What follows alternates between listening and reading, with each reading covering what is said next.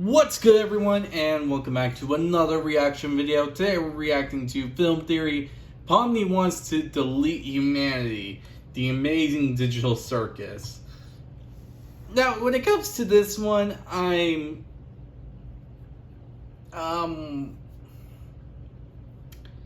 confused, because that makes it sound like Pomni is a evil rogue AI, and just looking at the show, it doesn't really feel like that, to be honest. So let's see the explanation here. If you enjoyed this reaction video, hit the like button down below, hit the subscribe button to support the channel, support the content provided, and so on and so forth. Hit the notification button, be notified immediately when a new video comes out. And if you have any videos you would like to recommend that I should react to, put it down in the comment section below, and I'll react to them as soon as possible. Furthermore, if you want to see the original video, the link will be down in the description below. So if you want to see the original video first before seeing my reaction, go ahead and do that. Pause the video, and then come back when you're done. But also be sure to give Film Theory some love and support for the video they made. Now, with all this said, let's start the video. Is Pomni from the amazing digital circus an AI imposter? When you look at the real-life science and technology behind artificial intelligence, it lines up shockingly well with what we see in the show. So get ready to abstract, friends. You'll never look at the amazing digital circus the same way after this. Hello, Internet. Welcome to Film Theory, where the only thing keeping us from going insane and abstracting is that subscribe button. So, the last time we talked about the gargantuanly viral YouTube mega hit, The Amazing Digital Circus, we theorized that one of the human castmates was actually an AI, hidden in their ranks. And there was a lot of evidence pointing towards this being the case. For example, Kane made a point to really hammer home just how advanced the AI in the circus was. I'm testing out a new AI in this one. It should be 57 times more immersive. And he seemed really worried about losing track of who was who and what is what. I know you guys love your NPCs, but if I start losing track of who's a human and who's an NPC, who knows what happened? That is the face of a man who knows exactly what would happen and has probably made that mistake before. Plus, the show goes out of its way to make us see that there isn't that big of a difference between these so-called human characters and others that we know are definitely NPCs, like this interaction between Pomni and Gummy Goo. But I'm not even a real person. Would I even belong? I'm sure you wouldn't belong any less than me. All of that is setting up that one of our lovable characters here isn't exactly who they say they are. Last time we went over all of the signs pointing towards this imposter being the dominant and disagreeable Jax. But as I was doing research for that theory, I found a lot of evidence pointing towards another candidate. Our audience surrogate and fish out of water, Pomni. Yeah, after looking at the science behind it. Yeah, I don't fully know about that one. That one just makes me feel a bit skeptical when it comes to the subject, because while the idea would be interesting, and I can see kind of the point here and there at one or two instances, I don't really see it. I really don't see it.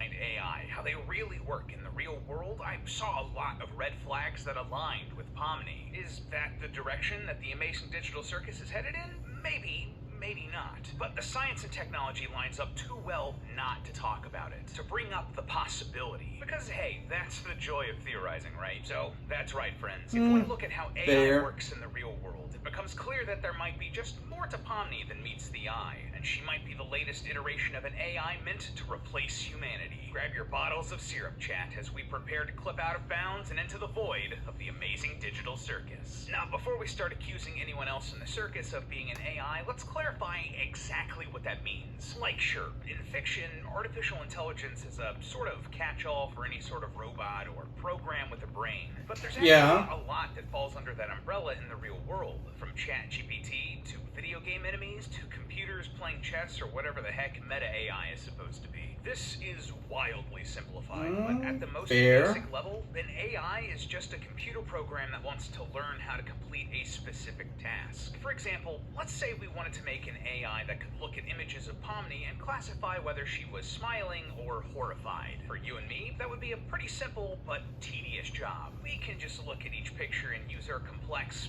fleshy human brains to put them into the appropriate category. But how do you teach a computer, whose brain is a bunch of programmable ones and zeros, to do the same task? And on top of that, teach it what a smile or horror is, or even who Pomni is for that matter. Short answer, it's a lot of math. Long answer, well, you could spend a whole college degree trying to figure that out. But simplified long answer, AI programs are what are known as neural networks. Think of them as kind of a mechanical version of our own brain. Yes, okay, obviously. Our image of Pomni. Inside this machine, there's a giant web of wires and numbers that take the information from that Pomni pic and analyze it. Then, on the other end, the machine spits out an answer like, this Pomni is horrified. But here's the thing. When it's first created, the wires in this machine are just sort of haphazardly stuffed into the box. So, the machine doesn't really know if it's doing a good job of identifying the image. It can't really separate the smiling from the sus, but it can learn. As a human, we step in to let it know how right or wrong it was in that identification. At this point, the AI goes in and changes up the wires ever so slightly to try again, before giving out new results and then being told whether it was right or wrong again. It does this. Yeah, that makes sense, and it does go into detail about how an AI works and all that, so damn it, it's on point. But what does this mean? Does that mean, like, he's saying that Pomni's an AI? That's a little far-fetched, but okay. Over and over until eventually it's pretty good at the job it's been trained to do. The wires inside the machine are nice and tidy and leading to all of the right places. This is actually how generative AI works. I'm sure you've seen a bunch of conversation around these sorts of AI recently with chatbots like ChatGPT and AI programs like Midjourney and DALL-E. Their goal is to create an image based on a prompt it's been given. Like, say, image of a low-poly video game of a female red and blue jester from the amazing digital circus looking distressed standing on a tightrope between two skyscrapers. And it's trained by looking at millions of images and bodies of text, finding patterns, and then regurgitating them back into something that some people might call art. And this stuff is getting really good, like frighteningly good. Case in point, we have two artists basically working full-time here at Theorist to make our thumbnails from scratch, drawing new art or manipulating other assets, all by hand. They crush it every week, and people still wonder with basically every video whether or not we use AI to generate our thumbnails, all because these programs have gotten that good at emulating this sort of art. Also, just to be clear, we don't use AI for our thumbnails and don't plan to. Regardless, now that we know all of this about AI, we can also figure out that this is how the NPC characters in the digital circus work. For example, let's look at one of the... Making thumbnails actually pretty hard.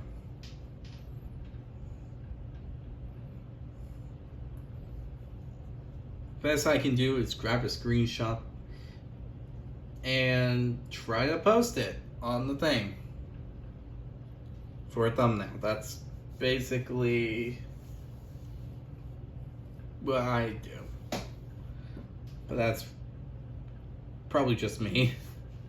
One of the characters that we know is an AI, Kane. Compare what we just described to what Kane has done in the series. He creates levels and creatures that seem like weird mishmashes of ideas, like medieval kingdoms with candy and Mad Max war rigs and Australian crocodile Dundees. He reuses characters and ideas from before, which we find out after he pops gummy goo. I know Kane sometimes likes to reuse NPCs. All of which is just like a generative AI would reuse images and assets that it's been trained on. But the biggest connection of all, Kane can't actually create anything himself, since we know he couldn't think of anything to put behind the exit door. I was having so much trouble figuring out what to put on the other side and ended up never quite finishing it.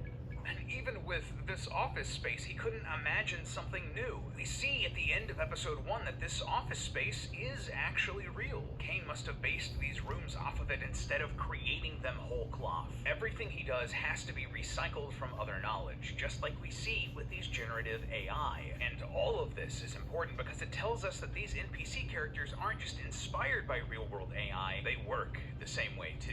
So why is this important for us today, and why is it relevant to Pomni? Okay, Well, as finally, we to that started point. off, generative AI isn't the only sort of AI that works this way. Pretty much all of the AI that we have now does, including chatbots and assistants like Siri and Alexa. Sorry for all the phones that I just triggered there. And see, this is also the way that iterative AI works. An iterative AI is exactly what it sounds like. Every new version of it improves over the last, iterating on what worked and what didn't. A good example of these are those computer programs you see that take a 3D character and learn how to walk with them, so to speak. But another good example, tool-assisted speedrunning. Yeah, as in trying to beat a video game as quickly as possible, but doing it with a computer. This video from YouTuber Kush Gupta goes into far more detail, but the long and short of it, the computer wants to get Mario from A to B as quickly and efficiently as possible. It will try a bunch of random actions to see what works, and will inevitably get Mario killed. Using that information, it will then be slightly reprogrammed to try again, and fail again. And again, over and over, tweaking its instructions until it's finally found the most optimized route to beat Super Mario. Almost like it's using the memories of its previous lives to get better each new go-around. And do you know who that sounds an awful lot like? Pomni. Pomni is the latest generation of an iterative AI. Now, that might seem like a stretch, especially since all the marketing material has said that Pomni is a human woman sucked into the computer. But remember this? I'm testing out a new AI in this one. It should be 57 times more immersive. I know you guys love your NPCs, but if I start losing track of who's a human and who's an NPC, who knows what could happen? The AI that's in the digital circus is now super sophisticated, and Kane has already most likely lost track of who's a human and who isn't before. Plus, it's very suspicious that this interaction But I'm not even a real person. Would I even belong? I'm sure you wouldn't belong any less than me. happens between an AI and specifically Pomni. They're drawing attention to the fact that Pomni is no different than NPCs like Gummy Goo. And later in that same conversation, Gummy Goo even says, You're a strange little character. he calls her a character, a very interesting choice of words as opposed to something like person who is trapped here. But if you don't want to feel trapped in the circus like all of our lovable castmates here in the amazing digital circus, you need to check out the sponsor for today's episode, Yeah, no. Not going into that kind of...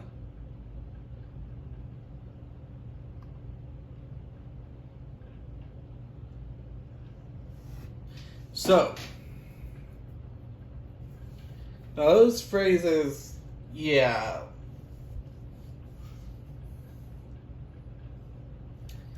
I can't really comment on that part because it does sound a bit suspicious, but hear me out on this.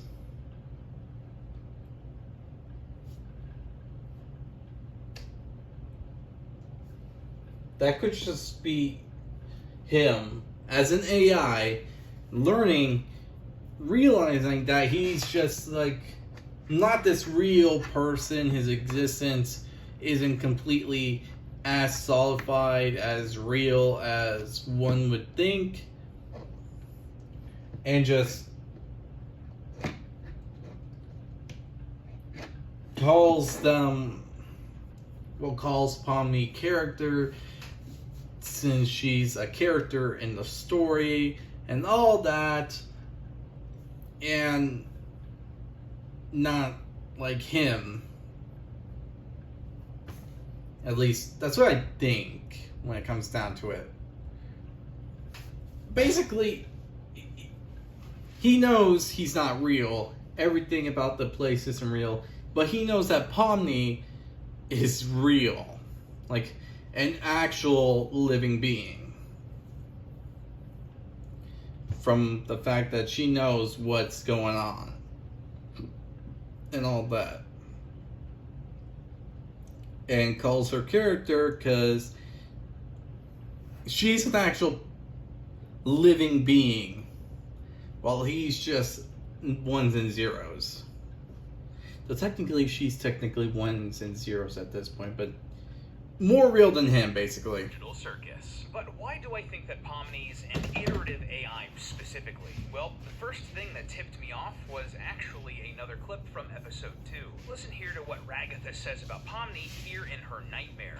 Well, I guess we're not all cut out for it. Not cut out for it? This wording jumped out to Matt and me when we were first reacting to this episode over on GT Live. And sure, it might mean that they're just talking about Pomni as a human surviving in the circus. But if we look at it through the lens of Pomni as an AI, it sounds an awful lot like Pomni's dream here is telling her subconsciously that her iteration isn't ready. But that's just one clip. There's a whole lot more going on here too. Think about it. When Pomni first arrives in the digital circus, she has to have everything explained to her. Her name, the rules, the adventures, the void, all of it. By the end of the first episode, she was not adjusting to this new environment well. And yet, by episode 2, which takes place just the following morning, Pomni suddenly has a much better grasp of her situation and is able to offer meta critique of the world. Our entire existence here is just LARPing. What time period is this supposed to be again? It's almost like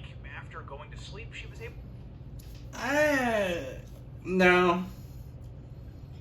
It's kind of something I had the case of doing.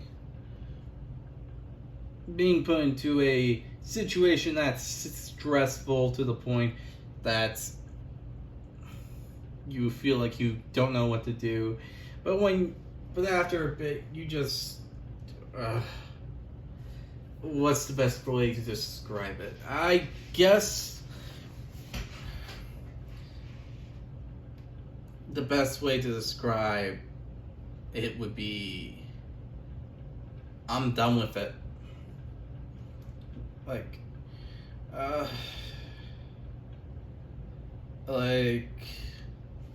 you get to this one point that you just accept everything and you're literally done with all the stuff around you. Being told you're gonna go on an adventure, you're going like, fine, what are we doing and whatever and all that. It's kind of like that. I think Pomni was feeling that. Being uncaring about the situation at hand. Because she's accepting that what she's going through is something she has to deal with.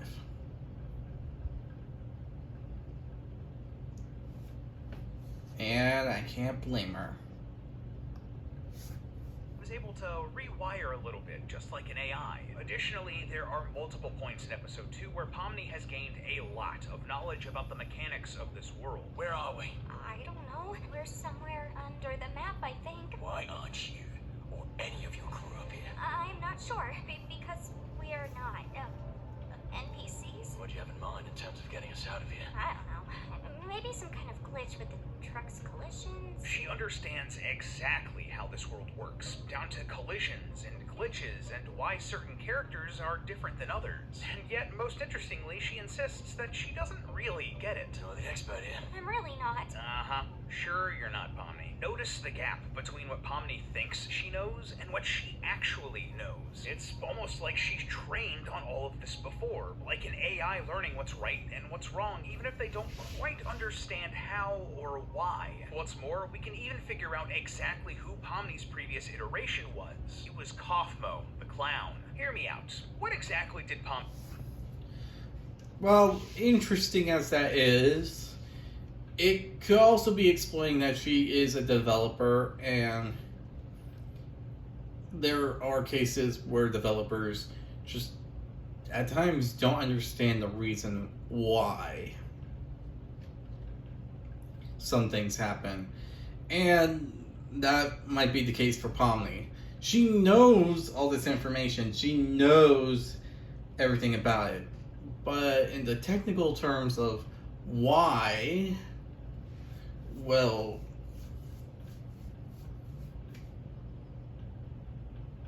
she just doesn't know.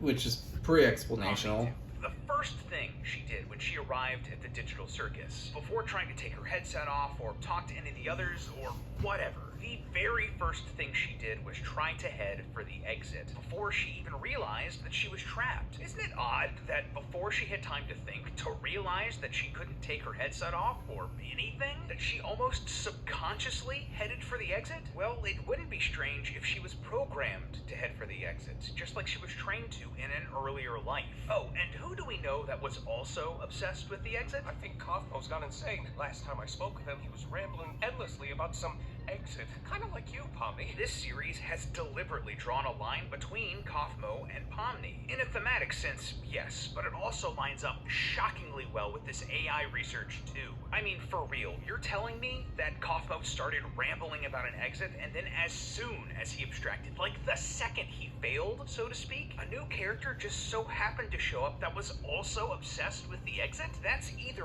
one heck of a coincidence, or just like an AI giving the wrong results, Kaufmo had run his course. He had to be scrapped and a new iteration needed to be put in the game. Pomni, retaining some of his memories before trying again. And that's even without bringing up the physical similarities between the two characters. And yes, before you bring up anything, yeah, I know that clowns and jesters are not technically the same thing. They One aren't. entertains nobles at court and the other is a sleep paralysis demon. But the two are often seen as the same thing in the modern day, and the show has made jokes about Pomni being a clown. It's not like the boss to vanish with a clown. Very unusual. The show is drawing that parallel for us, but hey, this isn't just limited to two characters. I mean, it's not like there's a whole lineage of these clown-like characters we can trace back like we're going through a bunch of iterations of AI, right? Well, if you pay close attention to the crossed-out faces on the bedroom doors, you'll notice that there are a lot of clowns, jesters, or clown-jester hybrids. Sure, maybe it makes... That's okay. Well, I can see your point. Some of that is a bit of a stretch. Like a hybrid one, that's a bit of a stretch for that one. But the others, yeah, I can see that point. sense, like clowns and jesters in a circus-themed game, but then why are none of the other main human characters circus-themed as well? Why are we getting a purple rabbit or a chess piece or Raggedy Ann instead? No, this cycle has happened before, over and over and over. Pomni is the latest iteration of this program, learning and becoming smarter, learning to become more human. So, okay, if all of this is true, if we look at how real AI maps onto this fictional world, it looks like Pomni is an AI being trained up to escape and then do something. But why does any of that matter? Sure, it would be a fun twist, but why would it be significant for the story? Well, for one simple reason. If an AI like Pomni continues to get better and better, it can start doing some crazy things. Now, this is super duper simplified, but all AI can be broken down into one of three groups: weak, strong, and super. The first type is known as weak AI, and while weak AI sounds, well, weak, it's actually the only sort of AI that we currently have in the real world. Yeah, all of the controversy around artificial intelligence you've seen recently with like generative AI and what we just talked about with iterative AI, that's just the beginning, and it's quote-unquote weak. Now, it's considered weak for two big reasons. One, it can't do much beyond what it's been trained on, and two, it requires a human to give it feedback so it can improve. That is what sets it apart from our second type of AI here, strong AI. This is an AI that... So, the AI we use today, the one that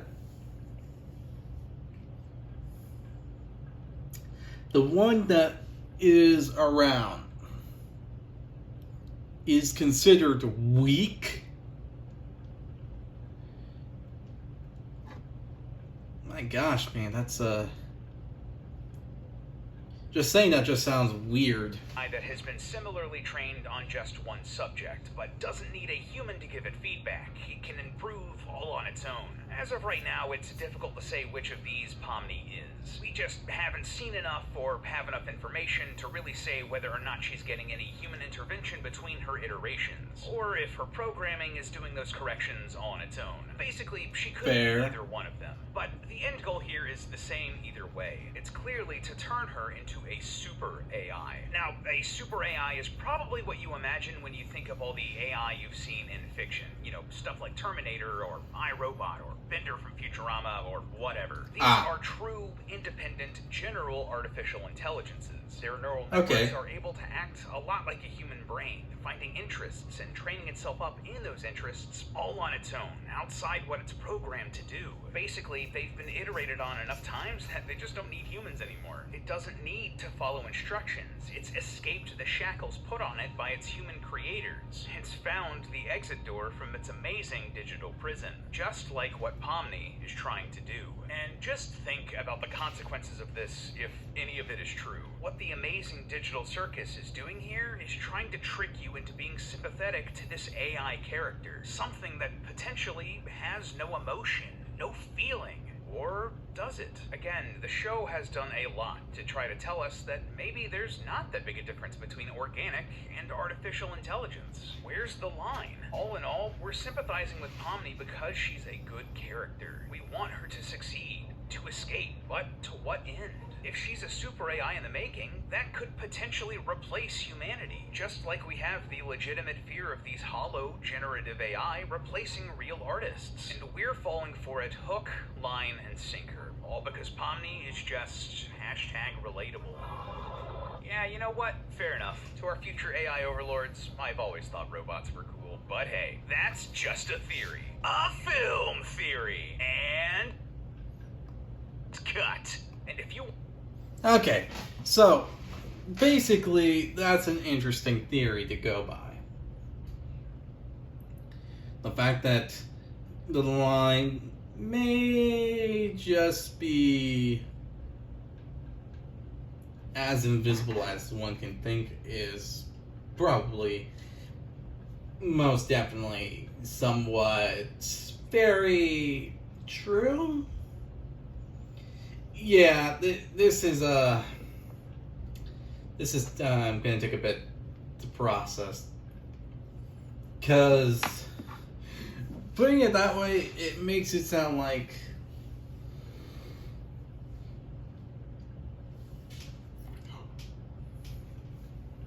there's a whole lot more going on than what meets the eye. And that is an interesting subject, because if Pomni is the AI trying to become a super AI,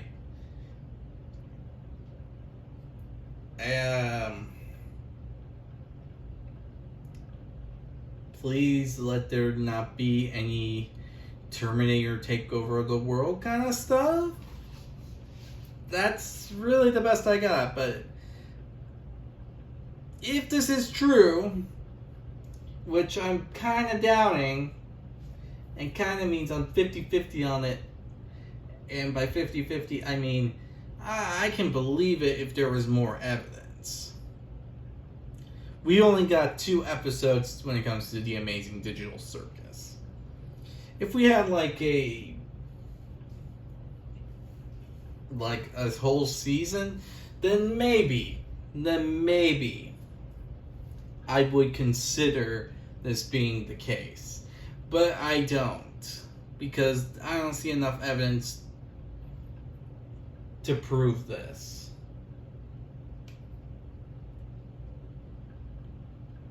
It's just basically, I don't know.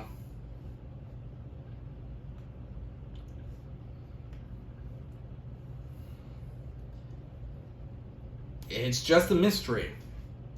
Like, there are points to prove that she is an AI, but there aren't enough lacking evidence to prove that she totally is one.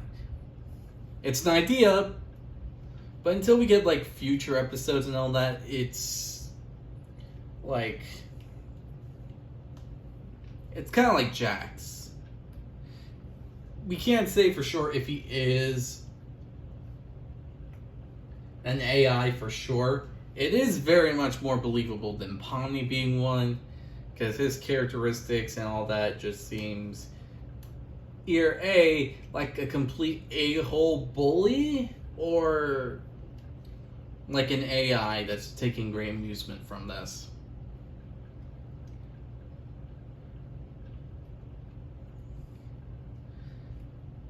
So yeah, with this thought process out of here, out in the open, whatnot, I hope you all enjoyed this video. If you did, hit the like button down below, hit the subscribe button to support the channel, support the content provided, and so on and so forth. Hit the notification button to be notified immediately when the video comes out.